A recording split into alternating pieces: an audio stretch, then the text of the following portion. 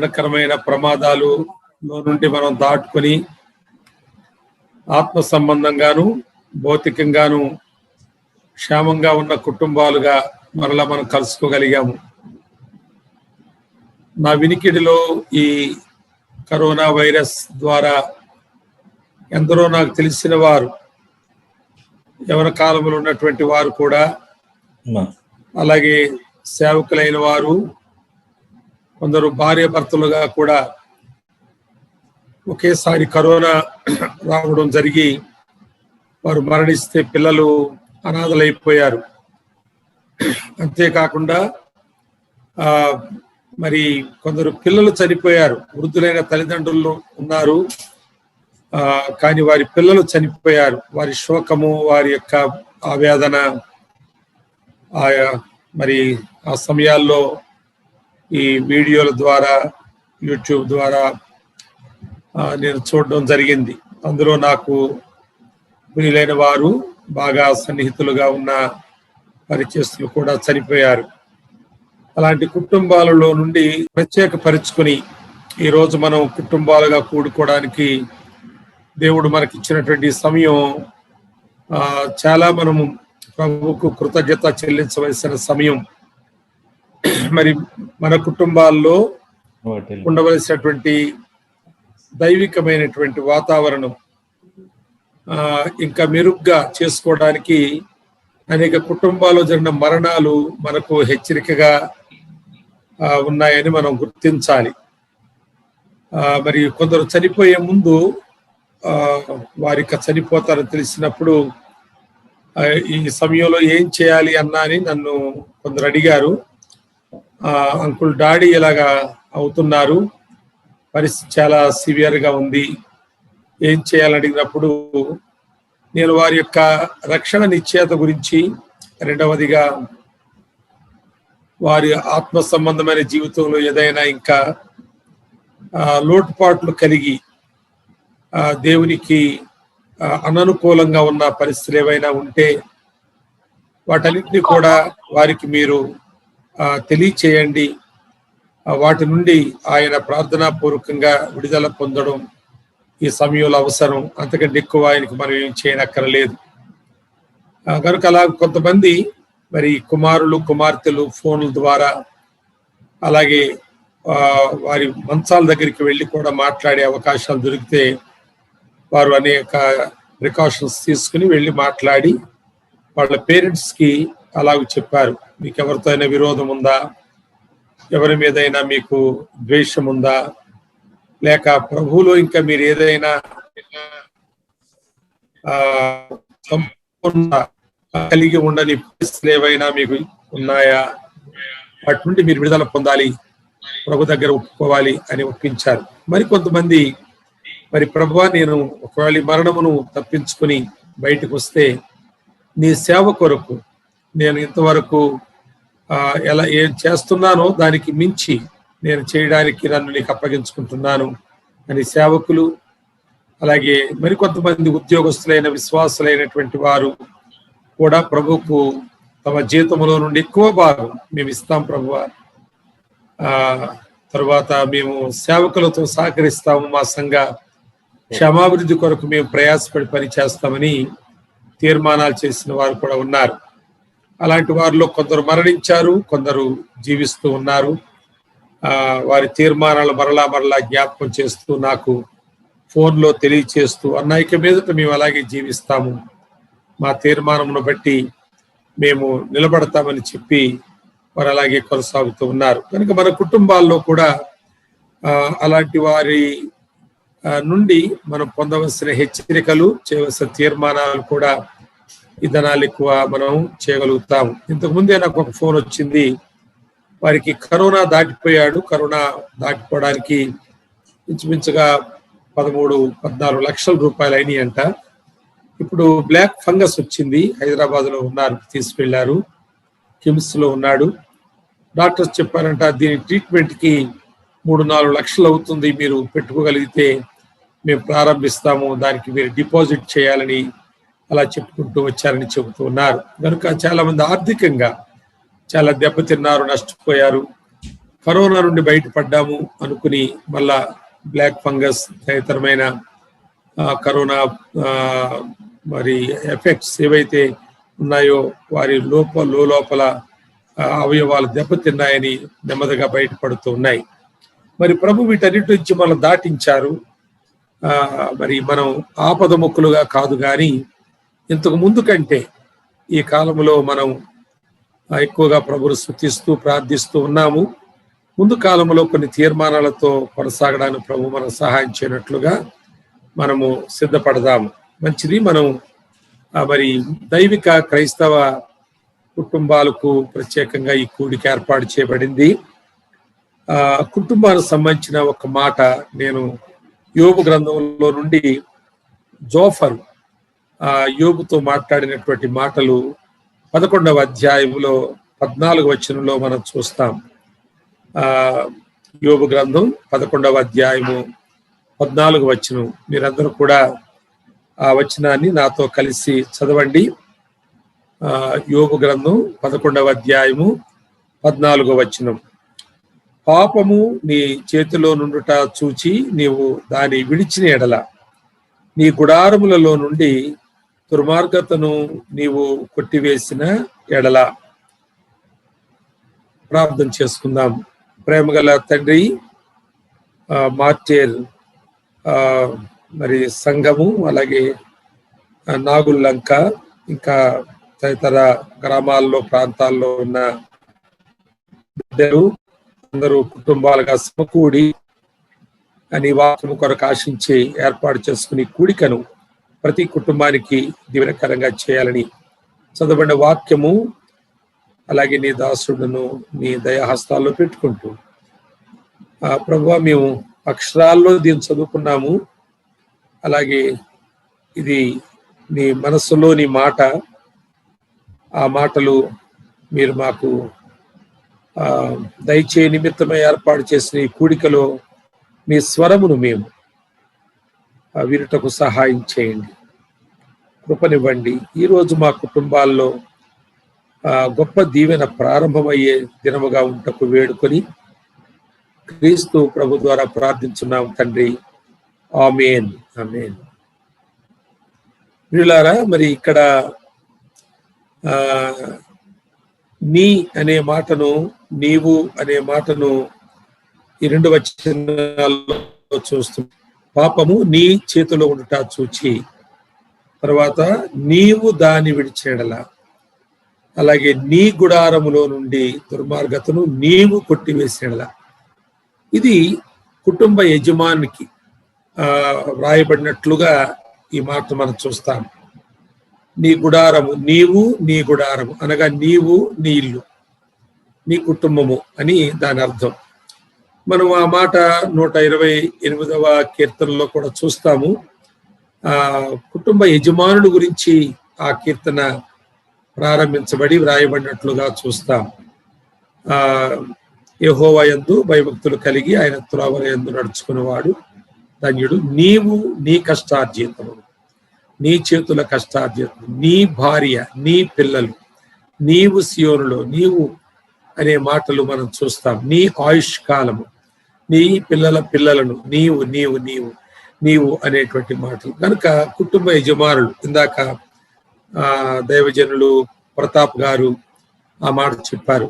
కుటుంబముగా మీరు ఈ పాటలు, భర్త పాడే చరణం ఇది, అది తీర్మానయుక్తమైన చరణం. అది అలాగే భార్య తీర్మానయుక్తమైన చరణం, పిల్లల తీర్మానము, అలాగే తల్లిదండ్రుల తీర్మానము, అలాగే కుటుంబ తీర్మానము. అలాగా వచనాలు చొప్పున చక్కగా ఎక్స్ప్లెయిన్ చేసి పురికొల్పుతూ పాడించారు. కనుక మరి ఇది కూడా ఈ 14వ వచనం అలాంటిదే. కుటుంబ యజమానునికి తన కుటుంబాన్ని గురించి వ్రాయబడినటువంటి మాటలు ఇక్కడ ఉన్నాయి. 118వ కీర్తనలో 15వ వచనంలో కూడా మనం ఆ మాట చూస్తాము. నీతిమంతుని గుడారములో నుండి రక్షణ గూర్చిన ఉత్సాహ సునాదము వినబడును, నీతిమంతుల యొక్క గుడారము అనేటువంటి మాటను మనం అక్కడ చూస్తున్నాం. కనుక ప్రియులారా, ఈ సమయంలో నీతిమంతుల గుడారం అంటే దైవిక క్రైస్తవ లేక దైవిక కుటుంబము లేక క్రైస్తవ కుటుంబము. అదే నీతిమంతులుగా తీర్చబడ్డాం. ఎందుకంటే ఈ ఆది కాండంలో మనం 7వ అధ్యాయంలో చూసినప్పుడు నోవహును గురించి ప్రభు చెప్పినటువంటి మాట, దేవుడు పలికిన మాట అలాంటిదే. ఈ తరము వారిలో నీవే నా ఎదుట నీతిమంతుడవై ఉండుట చూచింది గనుక నీవును నీ ఇంటి వారును ఓడలో ప్రవేశించుడి అనే మాట. ఇది కుటుంబ యజమానునికి చెప్పిన మాట. కుటుంబ యజమానుడు సరైన వాడైతే కుటుంబం అంతటిని కూడా ప్రభువు మరి ఆయన ఓడలోనికి అంగీకరించినట్లుగా మనం చూస్తాం. చూడండి, ఆ 7వ అధ్యాయం 1వ వచనం ఎలా ఉంటే 23వ వచనం ఎలా ఉందో చూడండి.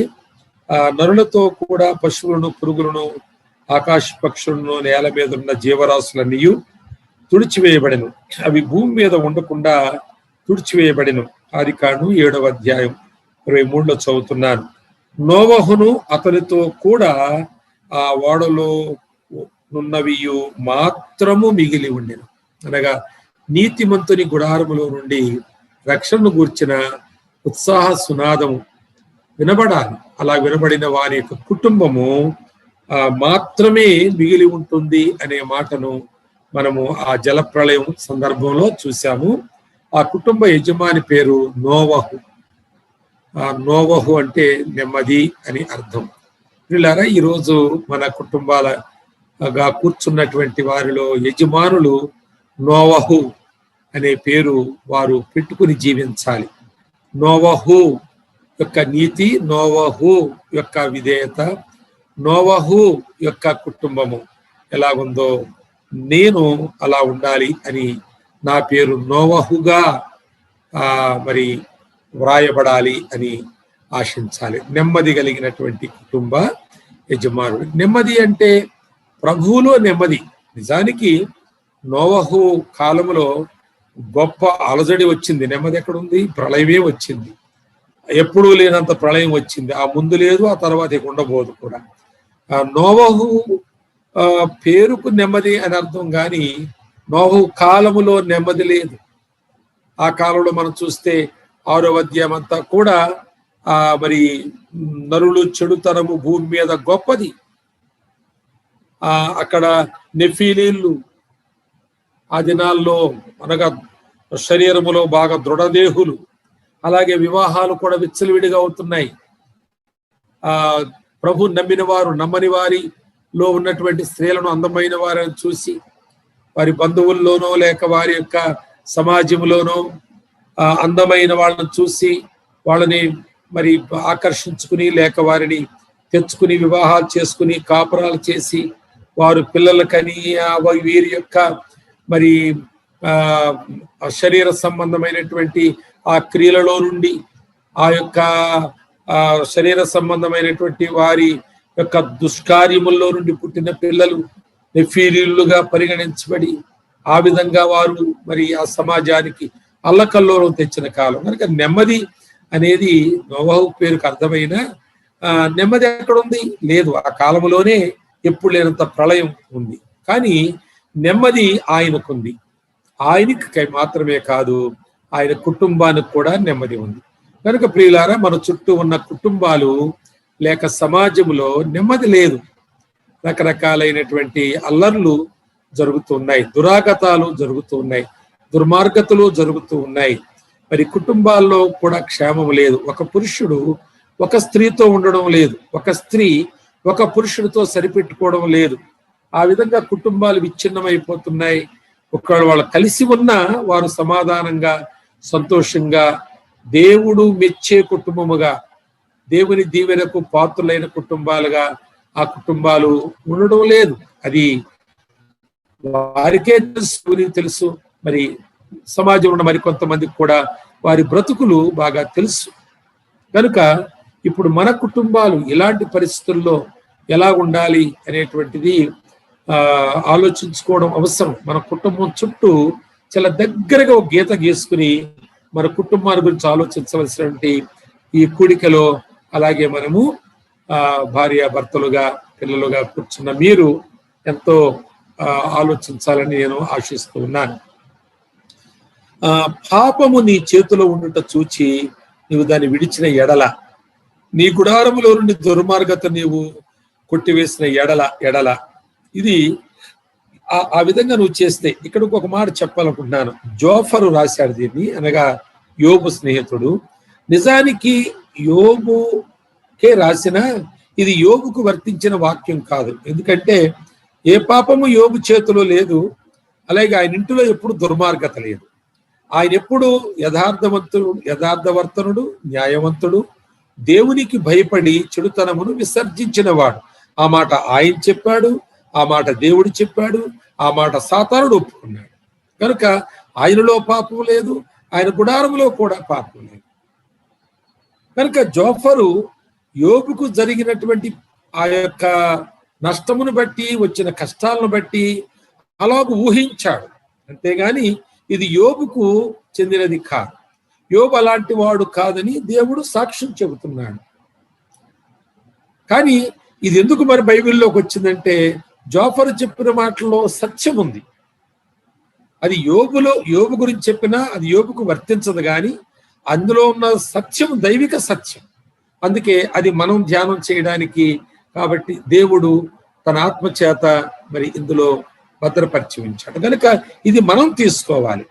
జోఫరు యోబుకు చెప్పినా ఇది మనం తీసుకోవాలి. ఇది యోబుకు చెంది కాదు, ఇది నాకు చెందింది అని మనం తీసుకుంటే చాలా మనం దీవించబడతాం. చూడండి, పాపము నీ చేతులుంట చూచి నీవు దాన్ని విడిస్తే గుడారములో నీ దుర్మార్గం కొట్టివేసేడలా 7 దీవెనలు ఉన్నాయి. చూడండి, అక్కడ 7 దీవెనలు. మీరు వాటిని గుర్తించండి, నేను చెబుతాను వరుసగా.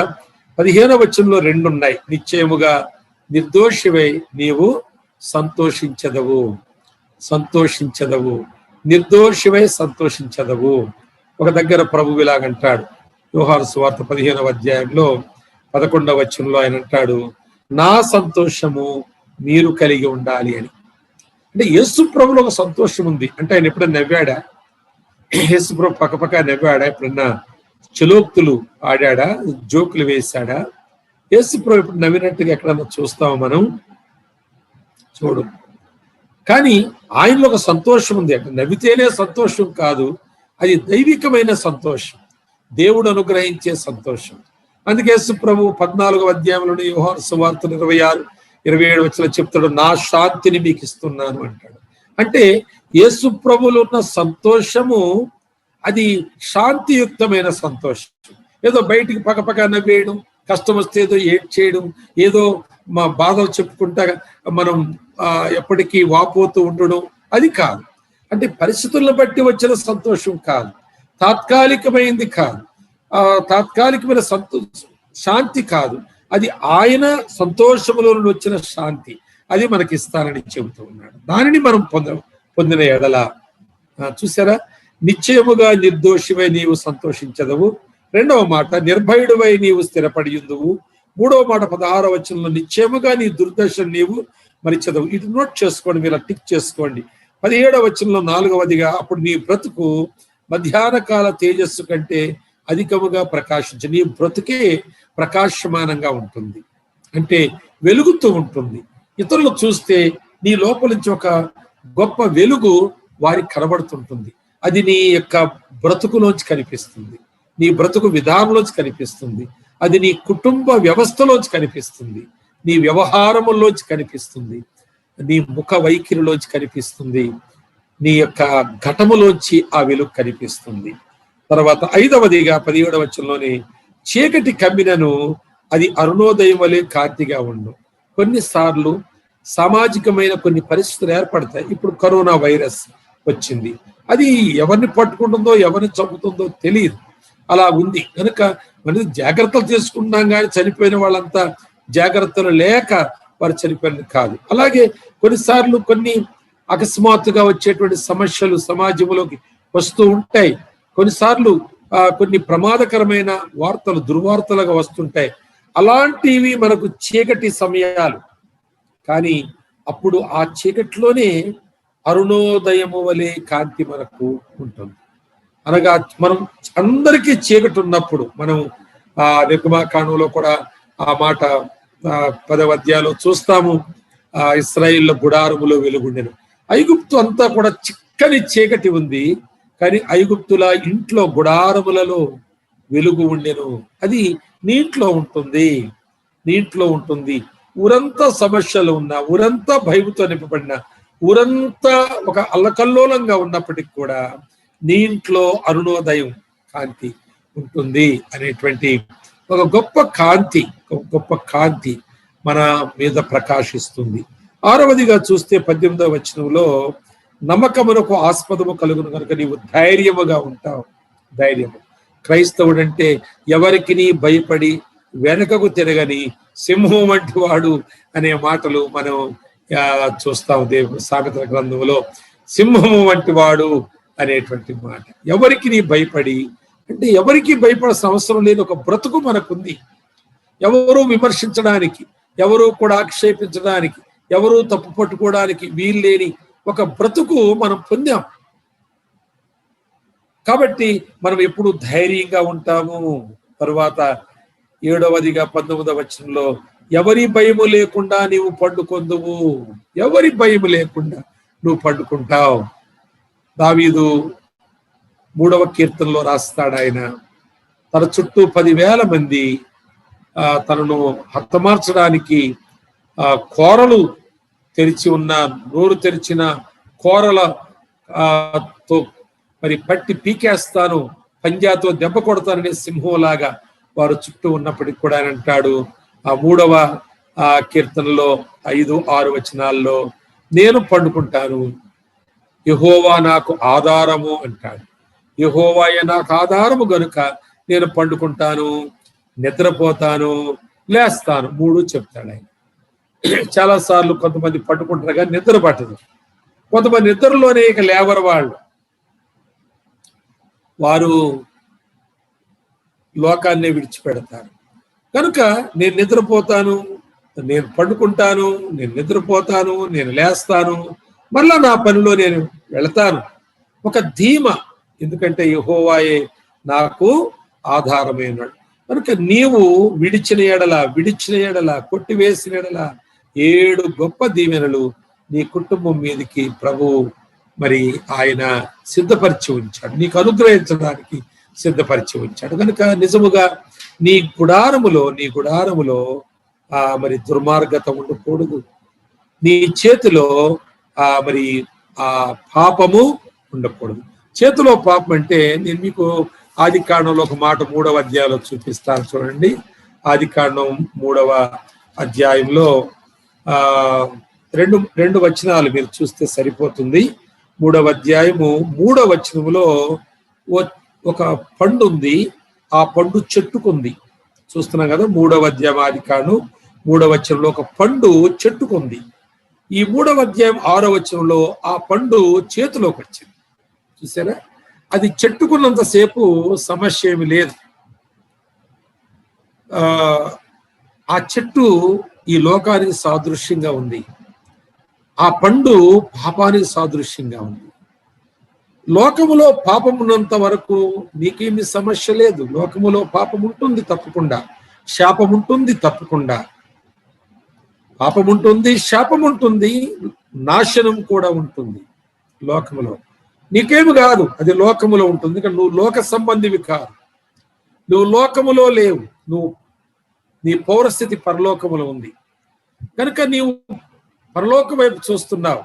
మనం క్రీస్తుతో కూడా లేపబడినటువంటి వాళ్ళం, పాపములో నుండి శాపములో నుండి లేపబడిన వాళ్ళం, నాశనంలో నుండి తప్పించబడిన వాళ్ళం. కనుక మనం పైనున్న వాటినే వెతుకుచూ బ్రతికే వాళ్ళం. కనుక లోకములో ఉన్నటువంటి పాపముతో, శాపముతో, నాశనముతో మన సంబంధం లేదు.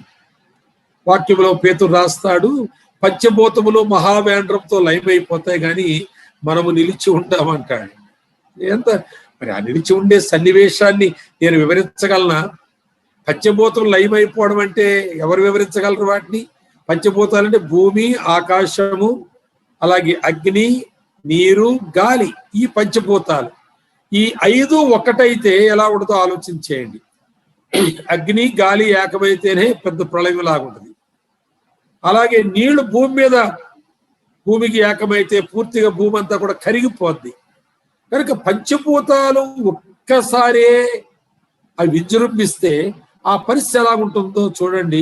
అప్పుడు నేను నిలిచి ఉంటాను అని అంటే ఒక వెర్రి మాటగా ఉంటుంది. కానీ ప్రభు చెబుతున్నాడు, మన కొరకు కొత్త ఆకాశం, కొత్త భూమి, నశించని గతించనిది నిలిచి ఉంటుంది. అందులో నీతిమంతులు నిలిచి ఉంటారు, మనం నివాసము చేస్తాము అని వ్రాయబడి ఉంది. కనుక లోకము, ఆ చెట్టు లోకానికి సాదృశ్యం ఉంటే, ఆ పండు పాపానికి సాదృశ్యం ఉంటే, ఆ చెట్టుకు ఆ పండు ఎంతకాలం ఉన్నా మనకేం పర్వాలేదు, కానీ ఆ పండు మన చేతిలోనికి వస్తే ప్రమాదం. ఈనాడు చాలా మంది వ్యక్తులు, అలాగే కుటుంబాలు కూడా పండును చేతిలో పెట్టుకుని భవిష్యత్తుల గురించి ఆలోచన చేస్తున్నారు. ఈ పండులో కన్నులకు అందముగా కనబడి ఉంటాయి, తినుటకు చాలా రుచికరమైనవి ఇందులో ఉంటాయి. అంతేకాదు జ్ఞానోదయమును కలిగించేవేవో ఇందులో కనబడుతూ ఉంటాయి, కొత్తవి కనబడుతుంటాయి. ఈ పండు నీ చేతిలో వచ్చినప్పుడు, నీ చేయిలో ఉన్న ఆ పండు నీ జీవితాన్ని దానిలోనికి ఇముడ్చుకుంటుంది, దానిలోనికి ఆకర్షించుకుంటుంది. నీ జీవితం పండులోకి వెళ్ళిపోతుంది, పండులో విలీనమైపోతుంది. ఇప్పుడు పండులోనే అందాన్ని చూస్తావు, పండులోనే రుచులు చూస్తావు, ఆ పండులోనే నీ భవిష్యత్తును కూడా చూస్తావు. నీకేదో జ్ఞానోదయం కలిగి ఆలోచన శక్తి నీకు వచ్చిందని అనుకుంటావు. ఇలాగున చాలా గృహాల్లో ఈ పండును చేతిలో పెట్టుకుని కుటుంబాలు ఆనందిస్తున్నారు, కుటుంబాలు భవిష్యత్తు గురించి ఎన్నో ఆశలు పెంచుకుంటా ఉన్నారు. కానీ ఈ లోకం మీదకి వచ్చే నాశనములో నిలిచి ఉండేటువంటి నీతిని మర్చిపోయారు. ఈ పండులో నీతి లేదు. నువ్వు పాపంలోకి వెళ్ళిపోయాక అందులో నువ్వు వెతికితే, వల వేస్తే మాత్రం నీకు నీతి ఒక పిత్త పరిగిలాగానో దొరుకుతుందా? ఒక చిన్న పరిగన్న నీతి పరిగి దొరుకుతుందా? నువ్వు అందులోకి వెళ్ళిపోతున్నావు. అలాంటి దౌర్భాగ్యమైనటువంటి ఆ పండును నువ్వు చేతిలో పెట్టుకున్నావు, దాన్ని నీవు విడిచిపెట్టేసేయి అనేటువంటి మాట. ప్రియులారా, ప్రభువును బట్టి నేను ఈ మాటలు నీకు చెబుతున్నాను, జాగ్రత్తగా వినండి. చెట్టున పండు ఉన్నంత కాలం నీకేమీ సమస్య లేదు, కానీ అది నీ చేతిలోకి తీసుకుంటేనే సమస్య. ఆదాము హవ్వలు, చాలా జాగ్రత్తగా వినండి, ఆదాము హవ్వలు అక్కడి నుండి త్రోసివేయబడ్డారు. ఆ తరువాత వారి పాపము వారికి మరణాన్ని తెచ్చింది. ఆ మరణమే మన వరకు వచ్చింది. పండులో నుండి పాపం వచ్చింది, పాపములో నుండి మరణం వచ్చింది. ఆ మరణము నీకు వచ్చింది, నాకు వచ్చింది. ఇప్పుడు ఆ పండుని నీవు మరలా తిరిగి చచ్చే వరకు దాన్నే చూస్తూ కూర్చుంటే నాశనము తప్ప నీ మరణము తర్వాత నీకు దొరికేదేమి లేదు. నీకు అందంగా కనిపించి ఆనందిస్తావేమో, రుచిగా ఉండి అనుభవిస్తావేమో, భవిష్యత్తుల గురించి నీవు కలలు కని నీవు తృప్తి చెందుతావేమో.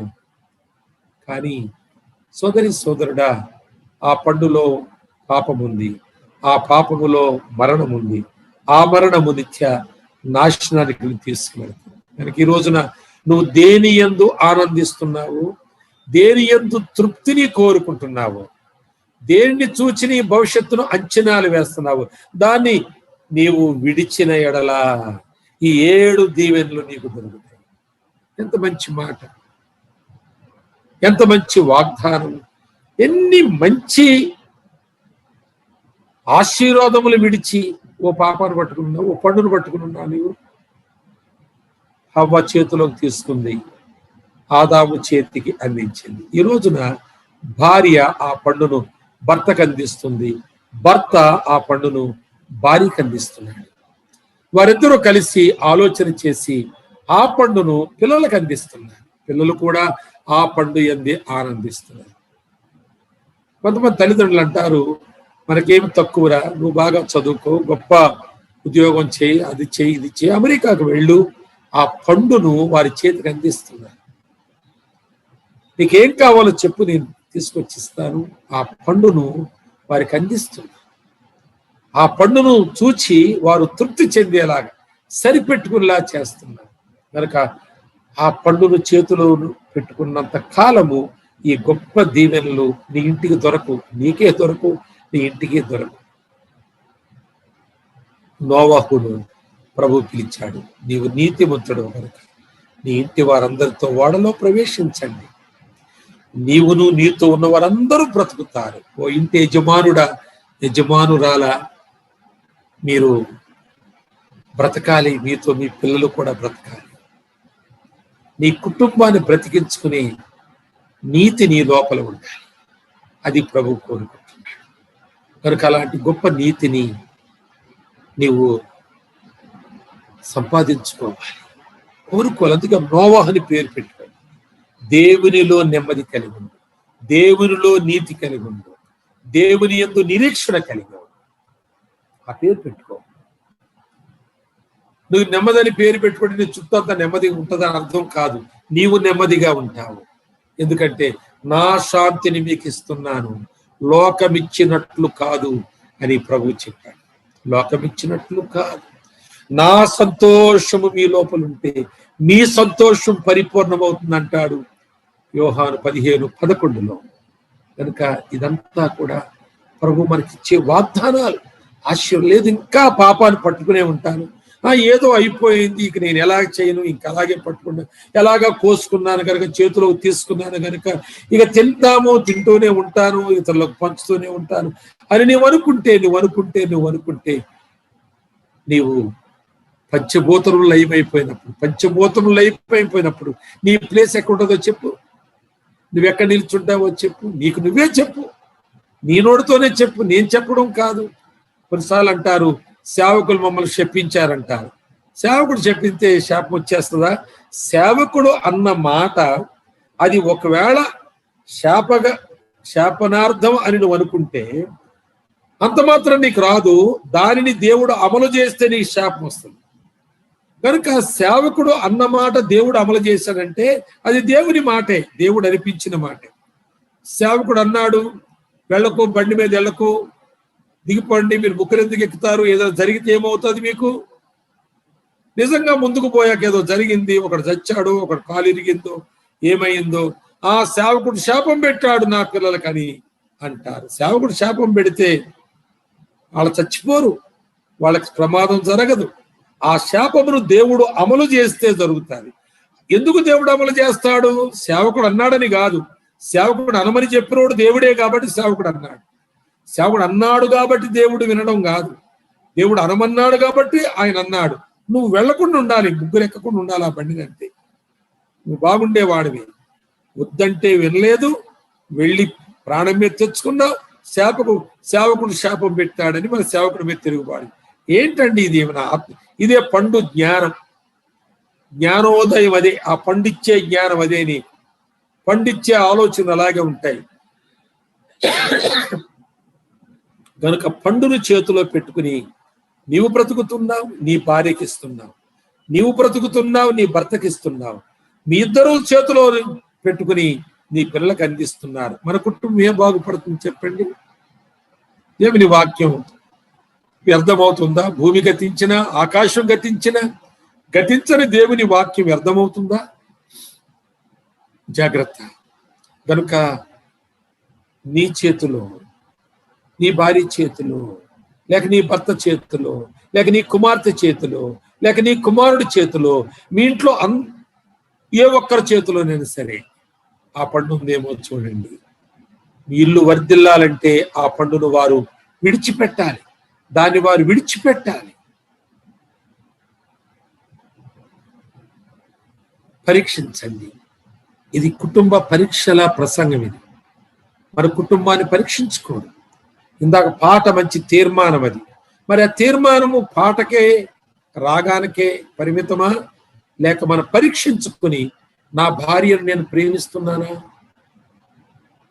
ప్రభువును ప్రేమించినట్లుగా ప్రేమిస్తున్నానా, నా భార్యను ఎన్నిసార్లు తిడుతున్నాను, ఎన్నిసార్లు కొడుతున్నాను, నా భార్యని ఎంతసార్లు నిష్ఠూరపరుస్తున్నాను, నా భార్యతో ఎన్నిసార్లు మాట్లాడడం మానేస్తున్నాను నేను, నా భార్య ఎన్నిసార్లు కసురుకుంటున్నాను నేను అని ఆ చరణం బయటపడి జ్ఞాపకం వస్తే ఒప్పుకో, నీ భార్య దగ్గర ఈ రోజు ఒప్పుకో, తప్పకుండా ఒప్పుకో. ఆ చరణం ఒప్పుకుని పాడు. దేవుడు నోవాహును దీవించినట్లు నేను దీవిస్తాడు. అలాగే భార్య కూడా భర్తకు లోపటుట, ఎన్నిసార్లు ఎదురు తిరగడం, ఎన్నిసార్లు ఆయన ఆయాస పెట్టడం, ఆయన దుఃఖపరచడం. ఒక భర్త అన్నాడు, ఆమె మాటలకు బ్రతకాలనిపించదండి,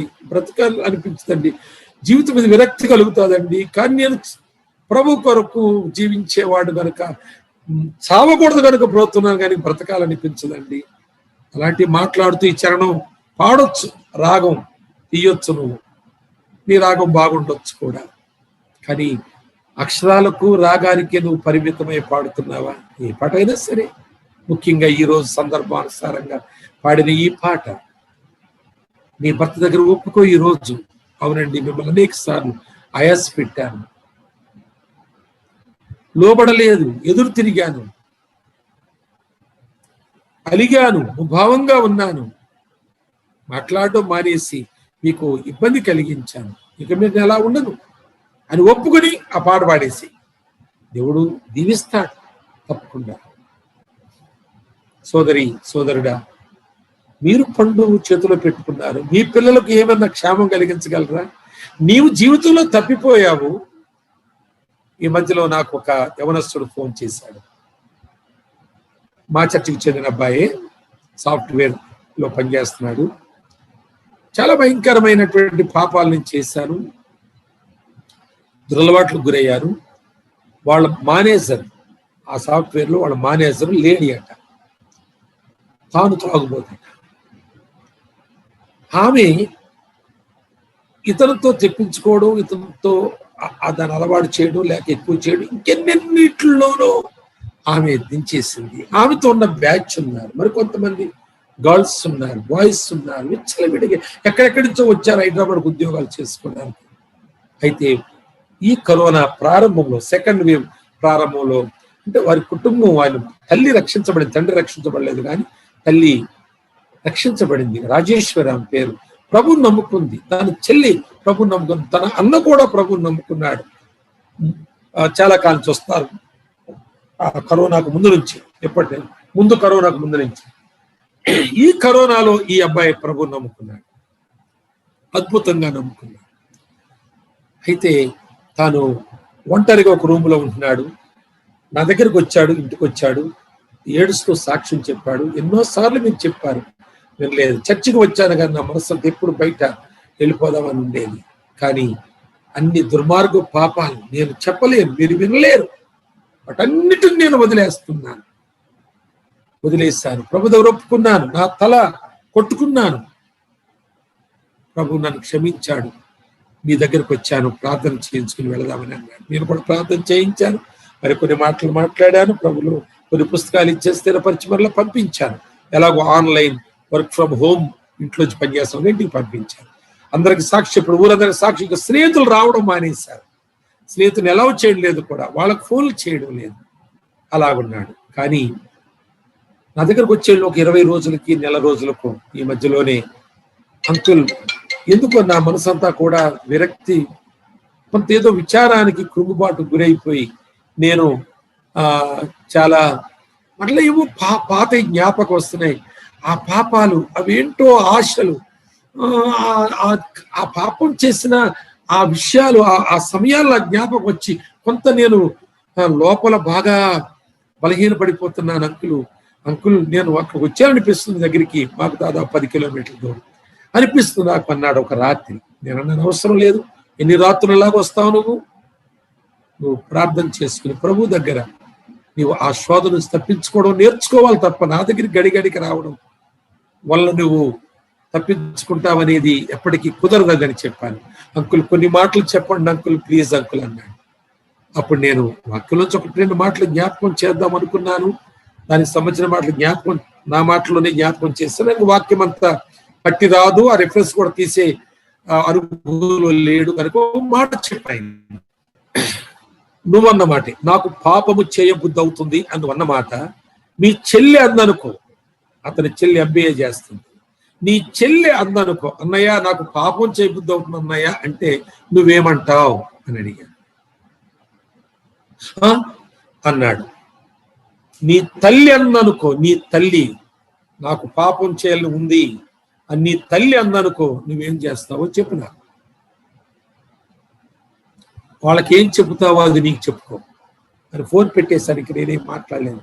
ఈ మాటలు నేను అనకూడదని నాకు తెలుసు, గాయపరుస్తాను తెలుసు. కానీ ఆయనకు వచ్చే ఆ ప్రేరేపణ, ఆ యొక్క శోధన ఎంత పెద్ద మోతాదంటే ఈ మాటలు అనే మందు ఆయనకి వేయవలసి వచ్చింది. ఆ మాటలు నాకు ఇష్టమా? ఆ ప్రియ బిడ్డల గురించి ఆ మాట నేను అనగలనా? కానీ నీ చెల్లి, నువ్వు ఎవరు ఏ పాపమును గురించి ఆలోచించి ఆనందిస్తున్నావో ఆ పాపము చేయడానికి నీ చెల్లి, అన్నయ్య నాకు పాపం చేయబుద్ధి అవుతుంది రాత్రి అంటే నువ్వేమంటావో చెప్పు, అది నువ్వు చెప్పుకో. నీ తల్లి అంటే ఏం చెప్తావు, ఏం చెప్తావు నీ తల్లి, అదే నువ్వు చెప్పుకో అని చెప్పినప్పుడు నిజంగా అతను ఆ మాటలతో లోపల చాలా పరివర్తన పొందాడు. మరుసటి రోజు ఫోన్ చేసి, అంకుల్ నా జీవితం మార్చబడ్డానికి ఎప్పటికీ సరిపోయే మాటలు గత రాత్రి మాట్లాడాను. ఆ మాటలు మరోసారి మరొకడు నాతో అంటే వాడిని బ్రతకనిచ్చేవాడిని కాదు. కానీ రాత్రి నా పాపపు ఆలోచనల యొక్క తీవ్రతకు అది సరిపోయినటువంటి మందు అయింది.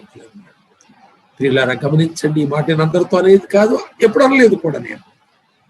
కానీ అవసరం. ఈ రోజున నీవు తల్లిగా, నీవు తండ్రిగా నువ్వు పాపం చేస్తూ ఒక పాపములో చిక్కుకుపోయి ఉండి దేవునికి ఇష్టము లేదు అని తెలిసిన దాంట్లో నువ్వు చిక్కుకుపోయి ఉండి రహస్యముగా వాటిని జరిగిస్తున్నావేమో. నీ పిల్లలు నువ్వేం బాగు చేసుకోగలవు? వాళ్ళకి ఏం బుద్ధి చెప్పగలవు? ఒక పీత వాటి పిల్లలకు సరిగా నడవడం నేర్పించడానికి వీలవుతుందా? పీతలు వంకరగా నడుస్తాయి, దాని పిల్లలు కూడా వంకరగా నడుస్తాయి. దాని పిల్లలను నేను వంకరగా నడుస్తున్నాను, ఈ నడక బాలేదు, మీరు చిన్నగా నడవండి అని ఒక పీత తన పిల్లలకు నేర్పించలేనట్లుగా నీవు కూడా నీ పిల్లలకు నేర్పించలేవు. రేపు వారి జీవితం చెడిపోతే దానికి కారణం నువ్వే, కానీ నువ్వు ఓర్చుకోలేవు. అప్పుడు నీ కుమార్తెనో నీ కుమారునో తెగించి నువ్వు అలా చేస్తా లేదా, నువ్వు నేను చూసే నేను చేశానంటే తలకాయ నరుక్కుంచావా? ఇంకేముంటుంది చెప్పండి? మనకి బ్రతకడానికి భూమి మీద ఏం అవకాశం ఉంటుంది తలెత్తుకోవడానికి మనకి? కనుక నోవహు, నీవు నీతిమంతుడవు గనుక, నోవహు నీవు నీ భార్య ఎదుట నీతిగా బ్రతికావు, నీ కుమారులు ఎదుట నీతిగా బ్రతికావు, నీ కోడళ్ళు ఎదుటగా నీతిగా బ్రతికావు, సమాజంలో నీతిగా బ్రతికావు. కాబట్టి నీ కుటుంబమును ఓడలో తీస్తాయి. సోదరుడా, నీ నీతి ఎంత ఇంపార్టెంటో చూడక్కడ. అమ్మా, నీ నీతి ఎంత ఇంపార్టెంటో చూడక్కడ. అలాంటి నీతియుక్తమైన జీవితాన్ని మనం అలవర్చుకోవాలి. నీతిమంతుని గుడారములో నుండి రక్షణను గూర్చిన ఉత్సాహ సునాదము వినబడను. సునాదం అంటే మంచి స్వరము వినబడను. ఏమి స్వరం వినబడుతుంది? నీ ఇంటిని గురించి ఆలోచించినప్పుడు నీ ఇంట్లో నుండి సమాజానికి ఏ స్వరం వస్తుంది, ఏ శబ్దం వినబడుతుంది? నువ్వు ఎలాంటి వాడవని, ఎలాంటి దానవని, నీ పిల్లలు ఎలాంటి పండు చేతుల్లో పెట్టుకుని ఆలోచిస్తున్నారు. అవన్నీ కూడా నీ చివరికి నాశనాన్ని తెచ్చేవి. ఇది కన్నులకు అందమైంది, ఆహారానికి రుచి కలిగింది, నీకు జ్ఞాన వివేచనలు, జ్ఞానోదయం కలిగించేది. కానీ ఏమి జ్ఞానోదయం? నాశనకరమైన జ్ఞానోదయం నీకు కలిగిస్తుంది. ప్రియ సోదరి సోదరుడు, నీ చేతిలో అది ఉంటే దాన్ని విడిచిపెట్టాలి. మీ అందరి చేతిలో ఉందని నేను చెప్పడం లేదు. అది మీ సంఘ కాపరికి తెలుసు, నాకు తెలియదు. ప్రభువు తెలుసు, మాకు తెలియకపోవచ్చు, మీ సంఘ కాపరికి కూడా తెలియకపోవచ్చు. కానీ ప్రభువు తెలుసు, నీకు తెలుసు. ఉంటే విడిచిపెట్టు, లేదంటే ప్రభును స్తుతించు. ఈ వాక్యాన్ని బట్టి నోవహు అని పేరు పెట్టేసుకోను, అలా బ్రతకొచ్చు. నేను రెండవ మాట చూడండి, నీ గుడారములో నుండి 7 ఆశీర్వాదాలు నీకు రావడానికి ముందు నువ్వు విడిచిపెట్టవలసి కొట్టివేసుకోవలసి ఉన్నాయి. నీ గుడారములోని దుర్మార్గతను నీవు కొట్టివేయాలి.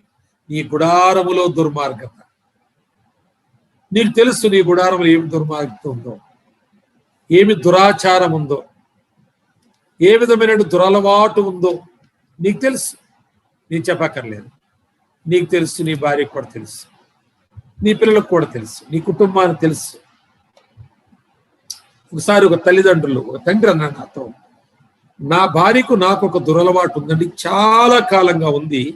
అది మేమిద్దరం కలిసి ఏదో తయారు చేసుకుని వాళ్ళు తింటుంటారట, నాలుగు కింద పెట్టుకుంటారు, నోట్లో పంటలో నవ్వులుతుంటారు. కానీ వాళ్ళకు ఒక అలవాటు ఉందంట అలాంటిది. కానీ తమ కుమారుడు ప్రభువుని నమ్ముకుని, తమ కుమారుడు వాక్యం విని, క్రైస్తవ జీవితంలో కుటుంబంలో ఏం ఉండకూడదో తాను తెలుసుకుని, ఆ తల్లిదండ్రులు తాను చిన్నప్పటి నుండి ఉన్న అలవాటును ఆ పిల్లవాడు ఎత్తి చూపించి, మరి చాలా కాల్చి మనం చర్చికి వెళ్తున్నాం కదా, అంకులు ఇలా చెప్పారు కదా, ఈ వాక్యం విన్నాం కదా, ఇంకా అది మీరు వాడొద్దు మమ్మీ, డాడీ మీరు వాడొద్దు, అది వదిలేయాలి మీరు అన్నాడట.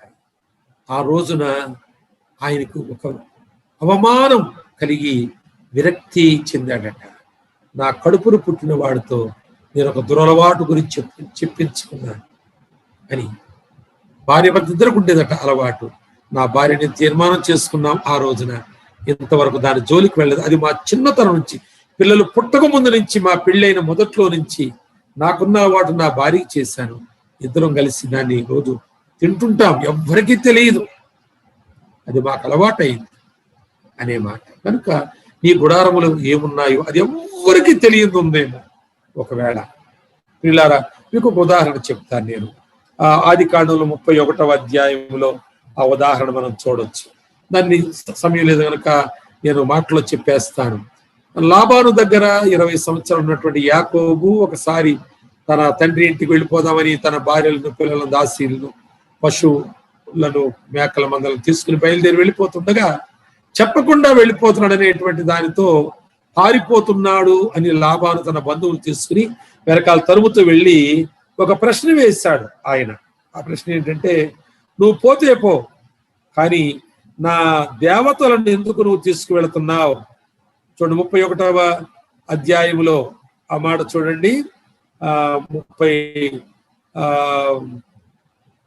31వ అధ్యాయము 30వ వచనం, నీ తండ్రి ఇంటి మీద బహు వాంచగలవాడమే వెళ్ళకో నీడలు వెళ్ళుము. 30వ వచనంలో, నా దేవతల నేల దొంగిలించితివనగా. యాకోబు అన్నాడు, నీ దేవతల్ని తీసుకెళ్ళడం లేదు, ఎవరి యొద్ద దొరుకుతుందో వాళ్ళ బ్రతకకూడదు అన్నాడు 32లో అన్నాడు.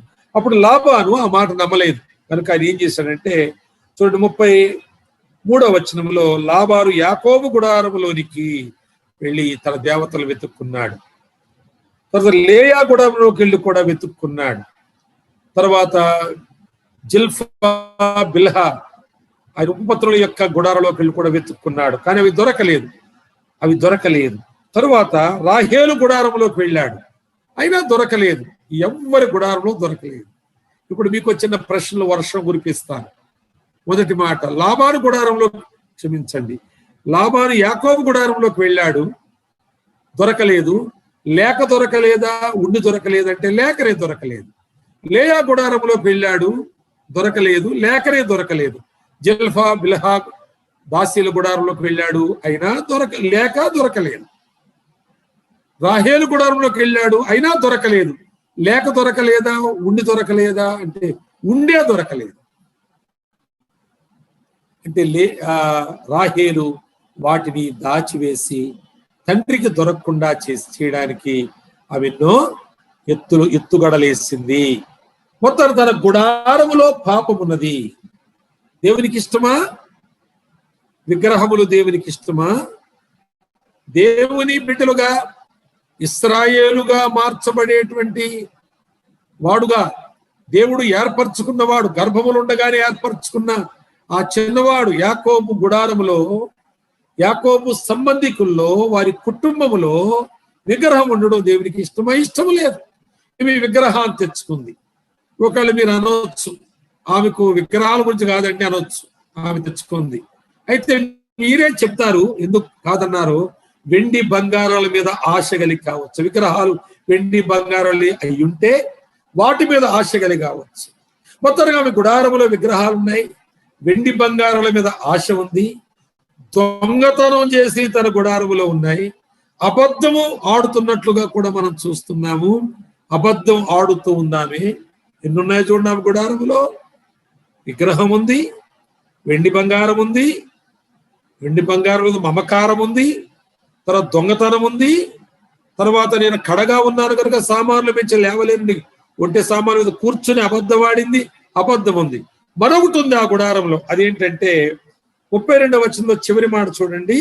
రాహేలు వాటిని దొంగిలనని యాకోబుకు తెలియదు, భర్త చాటు బ్రతుకు కూడా ఉంది ఆ గుడారంలో.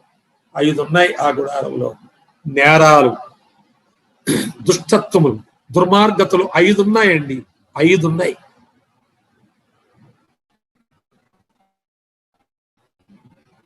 నీలో కూడా ఉన్నాయేమో. పురుషుని ఆధ్వర్యములు ఉన్నాయో, స్త్రీ ఆధ్వర్యములు ఉన్నాయో, పిల్లల ఆధ్వర్యములు ఉన్నాయో.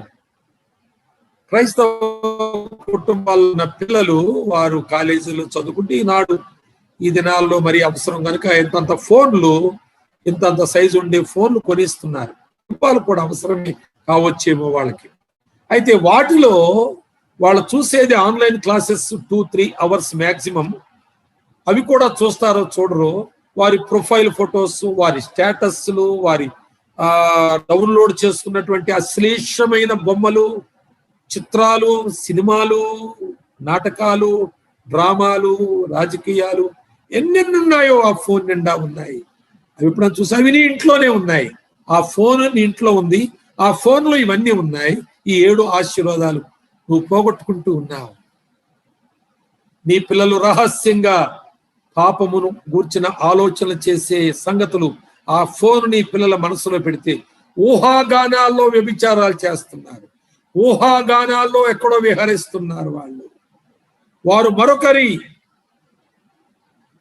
పొందులో వారు ఆనందిస్తూ ఉన్నారు. ఊహాగానాలు, సంభాషణలు, చాటింగ్స్ అవతల నుంచి ఎవరో చేస్తారు, యువతల నుంచి వీళ్ళు చేస్తున్నారు.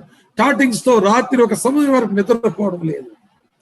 నేను అప్పుడప్పుడు ట్రైన్స్ లో ప్రయాణం చేస్తుంటే రిజర్వేషన్ కంపార్ట్మెంట్ లో కొందరు అమ్మాయిలు ఆ బెర్తల మీద పట్టుకుని ఉంటారు.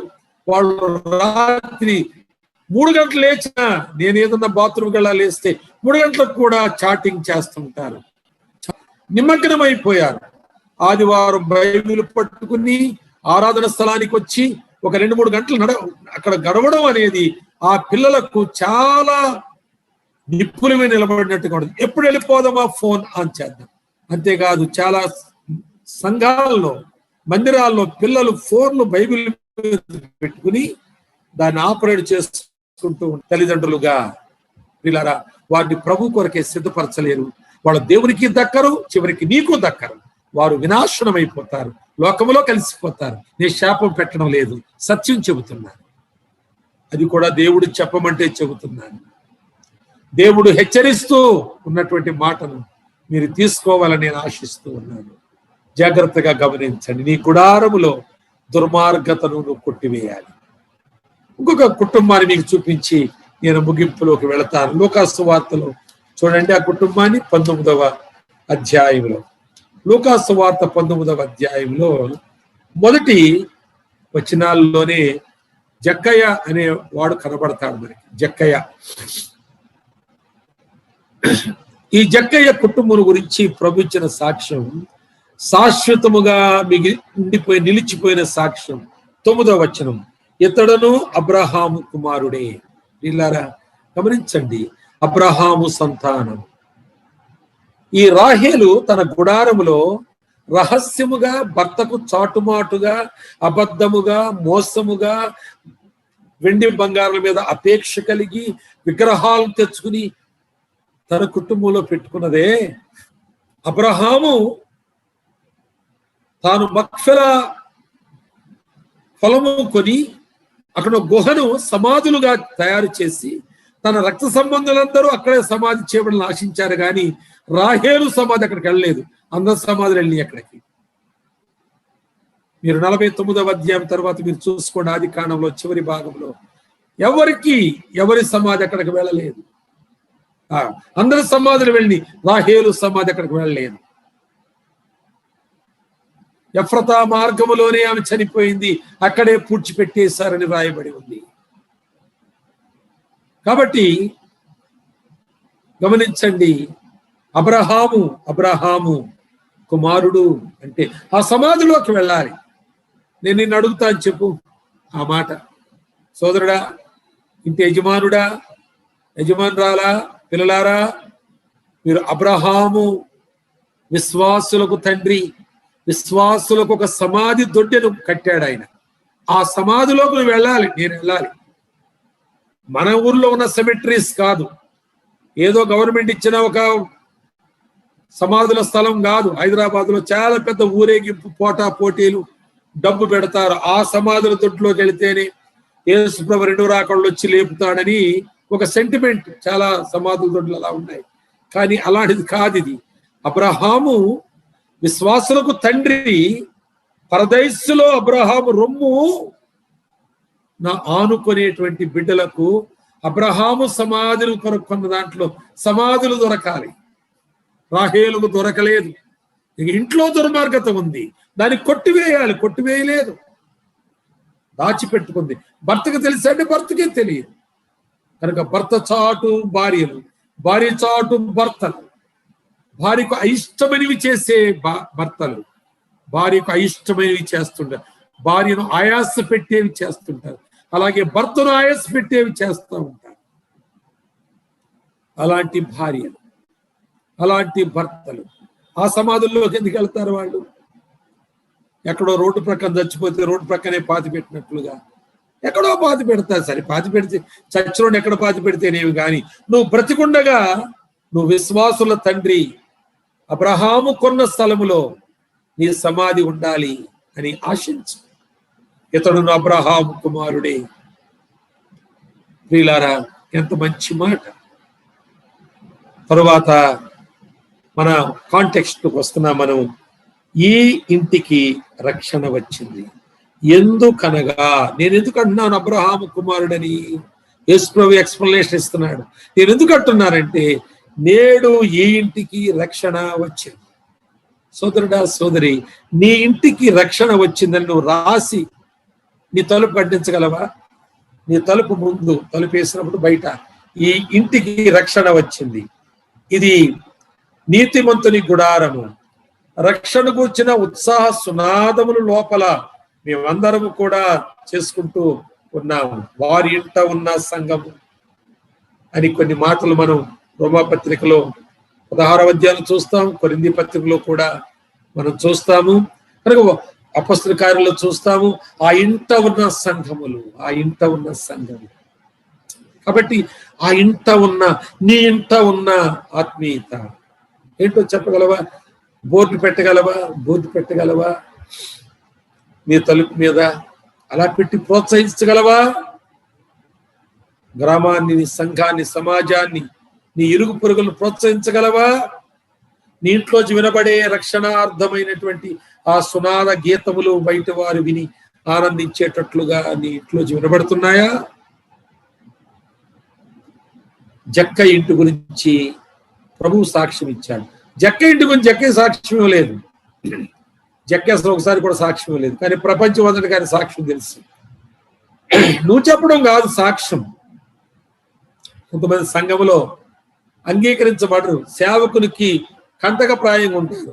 సేవకుడికి ప్రార్థనలో కన్నీరు కారుస్తాడు, ప్రభువా అతన్ని మార్చు, ఆ సోదరుని మార్చు, సోదరుని మార్చు, ఆ కుటుంబాన్ని మార్చు అని ప్రార్థన చేస్తుంటాడు. కానీ వాళ్ళు సేవకుడికే వంకలు పెడుతూ, సేవకుడి మీద ఫిర్యాదులు చేస్తూ, వాళ్ళ కుటుంబమే బాగున్నట్టుగా సేవకుడే పాడైపోయినట్లుగా. ఎంత శోచనీయమండిది! ఇది ఎంత సాతానీయము! ఇది ఎంత కరుడు గట్టినటువంటి క్రైస్తవ్యము! ఇదెంత ఆత్మలో క్షీణించిపోయిన దశ! ప్రియులారా, ప్రభు సాక్ష్యం ఇస్తున్నాడు. ప్రభు చేత సాక్ష్యం పొందే క్రైస్తవ కుటుంబం కంటే గొప్ప కుటుంబం ఏముంటుంది చెప్పండి? కనుక ఇది సాక్ష్యములో శాశ్వతముగా నిలిచిన కుటుంబం. దానికి 3 చక్కని కారణాలు చెప్తాను నేను, జాగ్రత్తగా వినండి. మొదటి కారణం, ఇది ప్రభువును వెదికిన కుటుంబం. ప్రభువును వెదికిన కుటుంబం. ప్రియులారా, ప్రభువును వెదుకుట అనేది రక్షణను మొదలుకొని నువ్వు లోకంలో జీవించే కాలమంతా నువ్వు ప్రభువును వెతకాలి. అది రక్షణ మొదలుకొని నీ జీవిత కాలమంతా ప్రభువును వెతుకుతూ ఉండాలి. అప్పుడు నీవు విశ్వాసం నిలబడగలవు. నువ్వు విజయవంతమైన జీవితాన్ని కొనసాగించగలవు. మీకు ఉదాహరణ చెప్పిన యోబు చెప్తారు. యోబు ఇల్లంతా గుల్లైపోయింది, అంతా కూలిపోయింది, అంతా పోయిందండి. ఏం చేయాలి? వార్త వచ్చిన వెంటనే యోబు లేచి పరిగెట్టుకెళ్ళి అక్కడ వెతకాలి. ఏమేమి పోయింది, ఏమేమి నష్టమైందో వెతకాలి. ఈ పిల్లలు ఎక్కడ పడ్డారు, ఎలా చచ్చారు, ఎవడన్నా కొంచెం కుయ్యమంటున్నాడా, బయటికి లాగుదామా, హాస్పిటల్ తీసుకెళ్దామా అని ఆ ఆతృతలో ఉండాలి. ఇది పోయి అన్ని వెతకాలి. ఏమన్నా మిగిలినేమో కూడగొట్టుకోవాలి.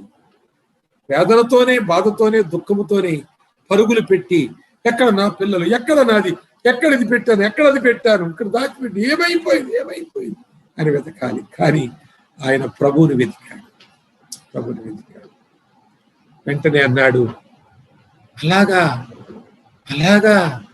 అలాగా వార్తలన్నీ వస్తుంటే యోబు అలాగైందిరా బాబు, అలాగైందా,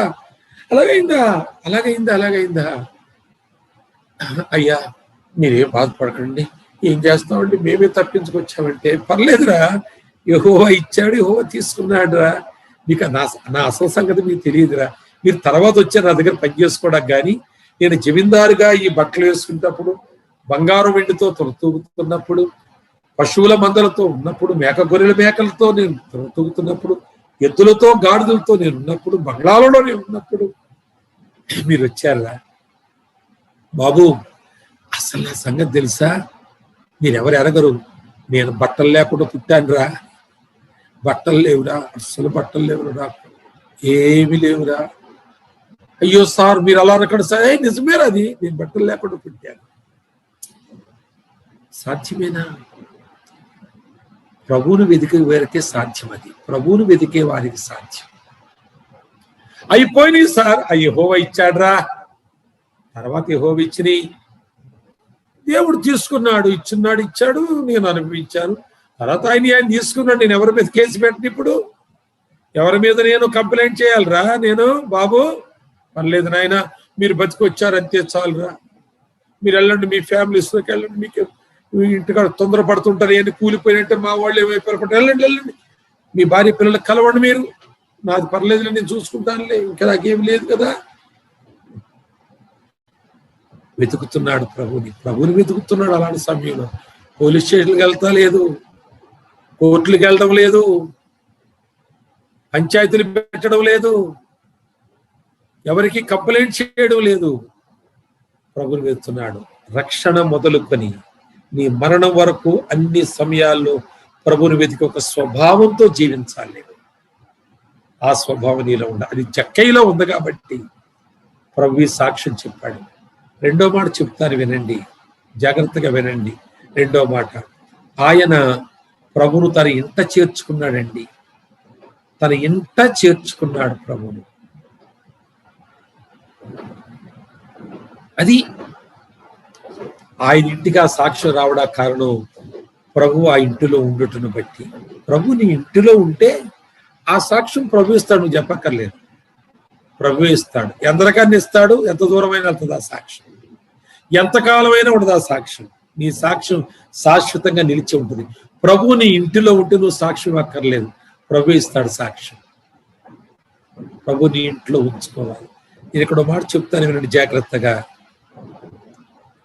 జక్కయ్య ప్రభువును తన ఇంట్లో ఉంచుకున్నాక నేను ఖచ్చితంగా చెప్పగలను ఈ మాట, మీరు అంగీకరించవలసిన విధంగానే చెప్తున్నాను అనుకుంటున్నాను నేను.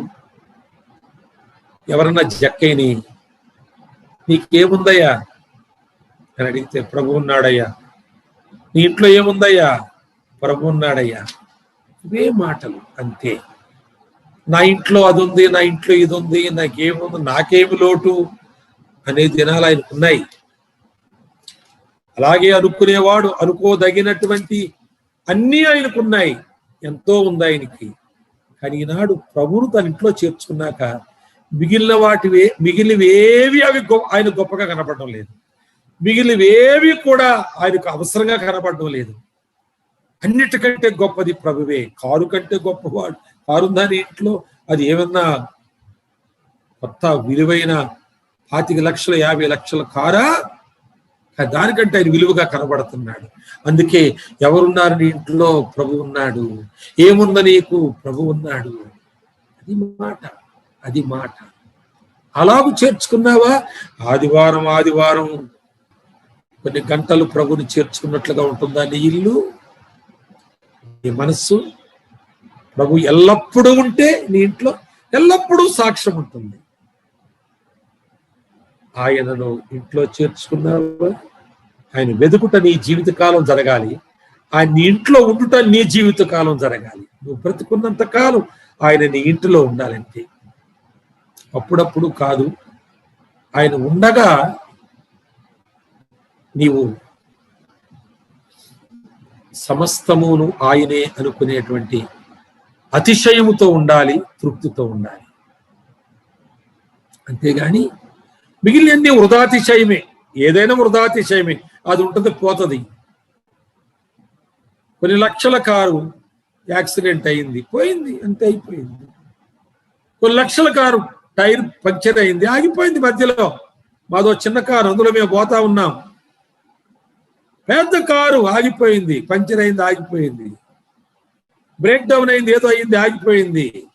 అందరూ పెద్ద పెద్ద వాళ్ళు దిగారు, కోట్లు బూట్లు షూట్లు. స్త్రీలు కూడా చాందారుగా ఫస్ట్ క్లాస్ గా బట్టలు కట్టుకున్నారు.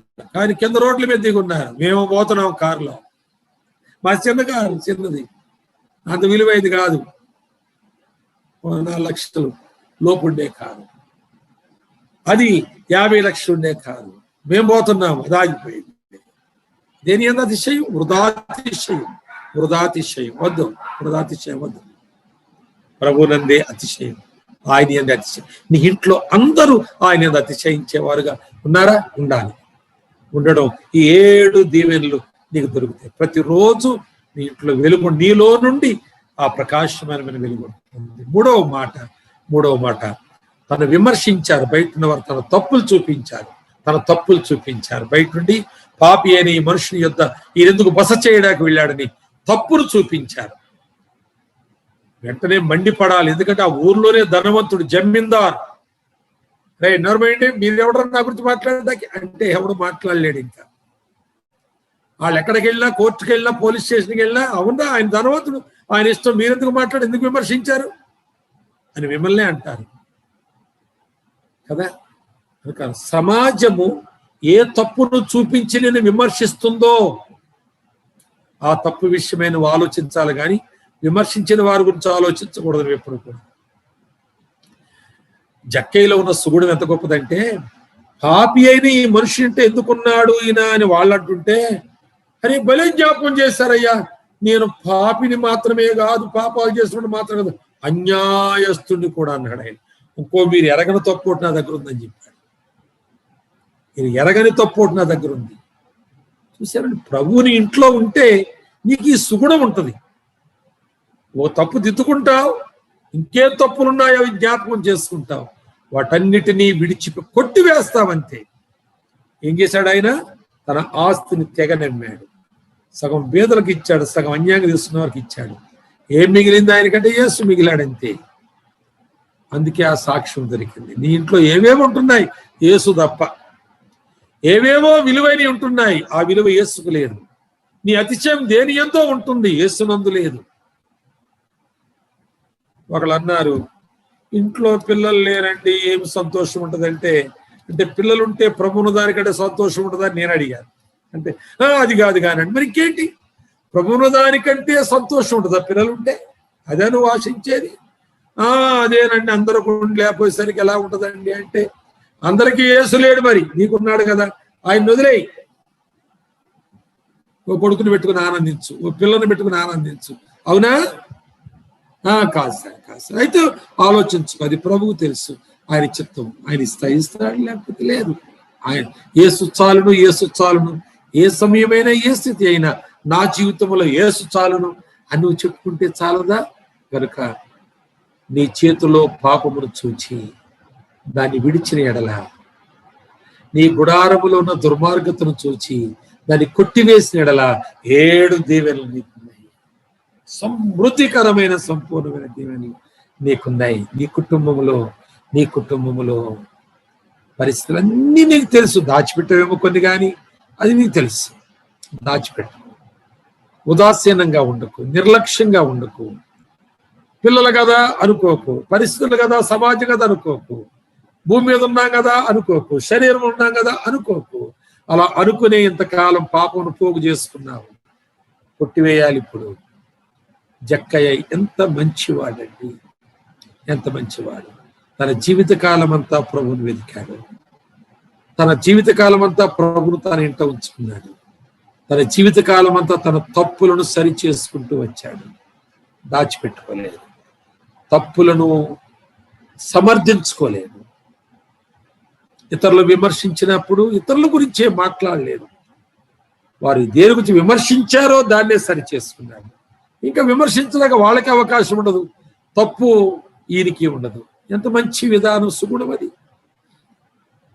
కనుక నీ ఇంటిలో, నీ గుడారములో,